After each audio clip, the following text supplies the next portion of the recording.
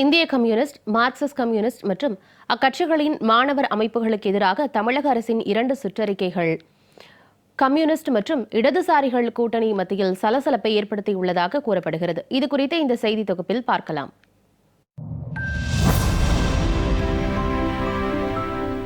திண்டுக்கல் மாவட்டம் குஜிலியம்பாறை பகுதியில் கம்யூனிஸ்ட் கட்சியை சேர்ந்தவர்களின் விவரங்களை சமர்ப்பிக்குமாறு வட்டாட்சியர் ஐயாசாமி சுற்றறிக்கை வெளியிட்டார். கைரேகை சட்டம் அமலில் இருந்தபோதும் அரசியல் இயக்கங்கள் தடை செய்யப்பட்ட காலத்திலும் கூட இதுபோன்ற ஒரு சுற்றறிக்கையை வட்டாட்சியர்கள் வெளியிட்டதில்லை என்று சிபிஎம் எம்பி சச்சிதானந்தம் கண்டித்திருந்தார்.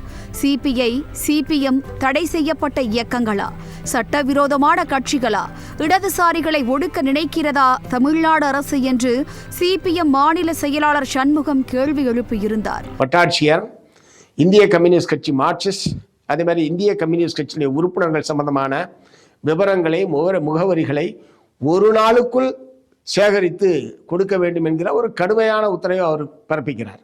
என்ன அப்படி தலைபோற அவசரம்னு நான் கேட்க விரும்புகிறேன். ரெண்டாவது, இவருக்கு அப்படிப்பட்ட அதிகாரமெல்லாம் இருக்கா? ஒரு கட்சியில் யார் இருக்கா, இல்லை, அதுக்கான விவரங்களையெல்லாம் சேகரிப்பது என்பதற்கான அதிகாரம் ஏதாவது அவருக்கு இருக்கா? அல்லது சிபிஐயோ சிபிஎம்மோ என்ன தடை செய்யப்பட்ட இயக்கங்களா, சட்டவிரோதமான கட்சிகளா? எந்த அடிப்படையில் அவர் இந்த மாதிரியான ஒரு சுற்றறிக்கை முதல்ல வெளியிடுறாரு? குஜிலியம்பாறை வட்டாட்சியர் மீது சட்டப்படியான நடவடிக்கை எடுக்க வேண்டும்.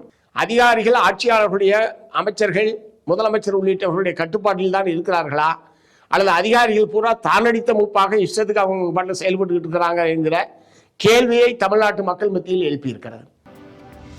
கடுமையான எதிர்ப்பை தொடர்ந்து சுற்றறிக்கையை திரும்ப பெற்ற அரசு வட்டாட்சியர் ஐயாசாமியை பணியிட மாற்றம் செய்தது. இந்த சர்ச்சை அடங்குவதற்குள் மாணவ மாணவிகள் மற்றும் இளைஞர்கள், இடதுசாரி கட்சிகள் மற்றும் தமிழ்நாடு கரப்பான்பூச்சி ஜனதா கட்சி நடத்தும் போராட்டங்களில் பங்கேற்பதை தடுக்கும் வகையில் உரிய ஒருங்கிணைந்த கூட்டு நடவடிக்கை மேற்கொள்ள வேண்டும் என கல்லூரி கல்வித்துறை சார்பில் சுற்றறிக்கை வெளியானது. கல்வி நிறுவனங்களில் பயில்கிறார்கள் என்பதற்காக அடிப்படை ஜனநாயக உரிமைகளை பறிக்க முடியாது என்று சிபிஎம் மாநில செயலாளர் வீரபாண்டியன் கண்டித்தார்.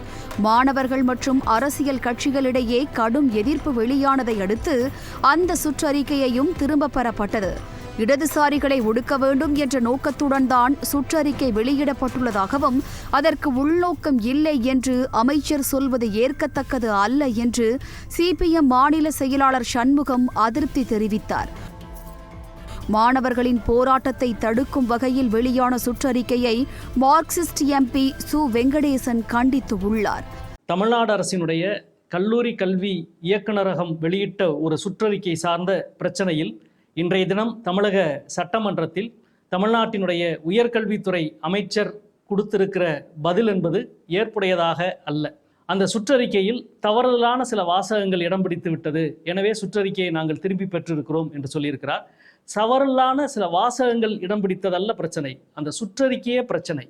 இப்படி ஒரு ஜாயின்ட் கமிட்டி, கூட்டு நடவடிக்கை குழு, பள்ளிக்கல்வித்துறை, உயர்கல்வித்துறை, காவல்துறை கொண்ட ஒரு கூட்டு நடவடிக்கை குழு அமைக்க வேண்டிய தேவை எங்கே இருந்து வந்தது? இது முற்றிலும் ஜனநாயக விரோதமானது. பள்ளி கல்வி வளாகத்திற்குள் காவல்துறையின் நடவடிக்கையை நீட்டுகிற அப்பட்டமான ஒரு முயற்சி. இந்த முயற்சியே தவறு என்பதை அமைச்சர் ஏற்றுக்கொள்ள வேண்டும் என்பதை இந்த நேரத்தில் தெரிவித்துக் கொள்கிறேன். 2 சுற்றறிக்கைகளும் இடதுசாரி கட்சிகளுக்கும் அதன் மாணவர் அமைப்புகளுக்கும் எதிராக தமிழக அரசு செயல்படுகிறதா என்ற கேள்வியை எழுப்பியது. அமைச்சரவையில் இடம்பெறாமல் வெளியில் இருந்து ஆதரவு தரும் கம்யூனிஸ்டுகளை கூட்டணிக்குள் இழுப்பதற்கு தாவேக அரசின் முயற்சியா என்றும் விமர்சனம் எழுந்துள்ளது.